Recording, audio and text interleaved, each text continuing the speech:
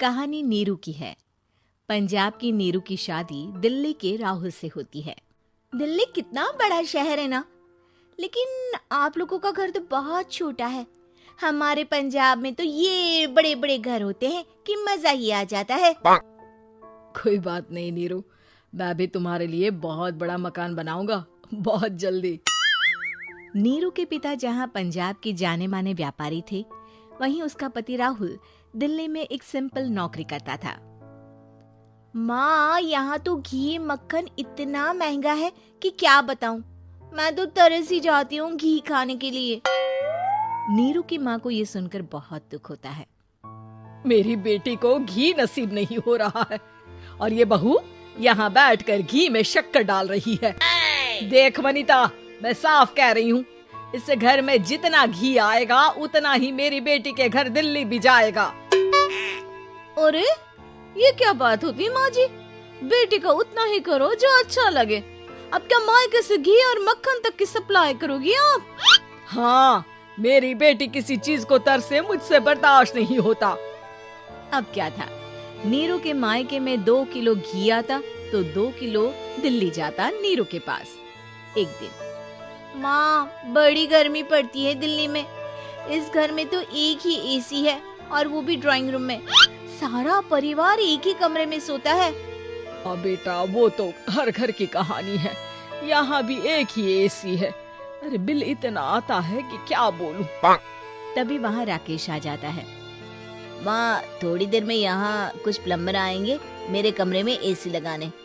जरा ध्यान से लगवा देना ना माँ। ओए, ऐसे कैसे तेरे कमरे में एसी लगेगा? हाँ राकेश, एक बार बात तो कर लेता। अरे पापा, वो वनिता को गर्मी में नींद नहीं आती। ड्राइंग रूम में सबके साथ सोने में वो अनकंफर्टेबल है, इसलिए। अरे पूरे परिवार के साथ वहाँ तेरी बहन नीरू भी तो सोती है। वो नहीं हो रही क्या अनकंफर्टेबल? समझ रहा है ना?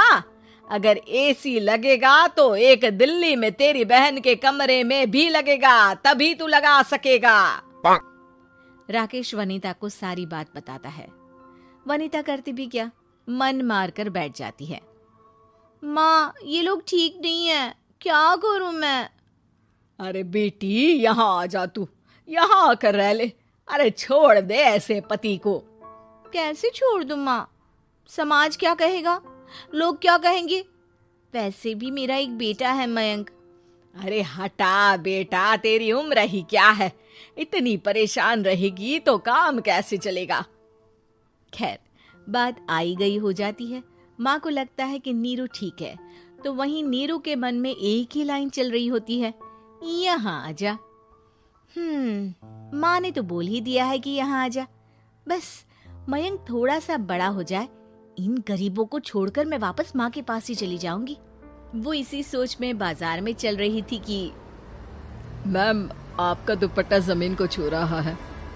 नीरू जैसे ही उस लड़के की तरफ देखती है, देखती ही रह जाती है। हाय रे, कितना सुंदर लड़का है ये। अब क्या हुआ? मैंने कहा आपका दुपट्टा। तो खुद ही उठा कर दे दो ना। लड़का समझ जाता है कि नीरू उस पर फिदा हो चुकी है। वो उससे उसका नंबर लेकर चला जाता है। अब क्या था, नीरू और रोहित में लगातार बातें होने लगती है। मैं हरियाणा का रहने वाला हूँ, यहाँ एक बड़ी कंपनी का मैनेजर हूँ। अच्छा, और कितने बच्चे हैं तुम्हारे? बच्चे? अरे मेरी तो शादी भी नहीं हुई है।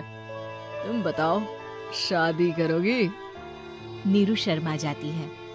अब लेकिन मैं तो पहले से ही शादीशुदा हूँ। मुझे फर्क नहीं पड़ता, बस तुम शादी कर लो, भाग चलते हैं। बहुत पैसे वाला हूँ मैं, हमेशा खुश रखूंगा तुम्हें। नीरू रोहित से मिलकर सारा प्लान बना लेती है और फिर एक दिन घर से भाग जाती है। दोनों शादी कर लेते हैं। शादी के बाद, क्या बात है नीरू, तुम्हें परेशान सा देखता हूँ, सब ठीक तो है ना?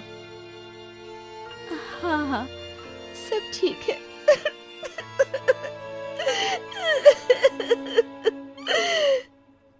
ये कहते कहते ही वो रोने लगती है। अरे क्या हो गया, रो क्यों रही हो? मैंने तुमसे एक बात छुपाई है। और वही बात अब मुझे परेशान कर रही है। रोहित, मेरा एक बेटा भी है, उसका नाम मयंक है। क्या बात कर रही हो? ये तुमने मुझे पहले क्यों नहीं बताया? देखो नीरू, मेरी माँ को मैंने ये नहीं बताया है कि तुम शादीशुदा हो। बच्चा मैं मैनेज नहीं कर पाऊंगा। नीरू को समझ में नहीं आता कि वो क्या करे। तुम उस बच्चे को अपनी माँ को क्यों नहीं दे देती? नीरू चुपके से माँ को फोन करती है। माँ, क्या मयंक को तुम रख सकती हो? बेटा, मैं राकेश के साथ बात करती हूँ। आखिर घर का बेटा वही है, जो वो बोलेगा। वैसे भी बेटा, तूने जो किया है ना, उसके बाद से पूरा घर तेरी बुराई कर रहा है। मैं भी अब किसी से तेरे लिए लड़ नहीं सकती। राकेश बेटा, नीरू ने तो जो किया बहुत ही बुरा किया, लेकिन मैं सोच रही थी कि क्यों ना मयंक को हम यहाँ ले आए। तभी वनीता बोल पड़ती है। वाह जी, ऐसे कैसे यहाँ ले आए? यहाँ क्या भंडारा भरा है? और जिस बच्चे की माँ ने नहीं सोचा, उसके लिए हम क्यों सोचे? नीरू को एक बार तो अपने बच्चे के बारे में सोचना चाहिए था ना। अरे लेकिन तेरे पास भी तो लड़का नहीं है ना वनीता। माँ, वनीता ठीक बोल रही है। कल को वो बड़ा होकर इसी घर का हिस्सा मांगेगा तो हम क्या करेंगे? माँ कहती भी तो क्या, वो चुप रह जाती है।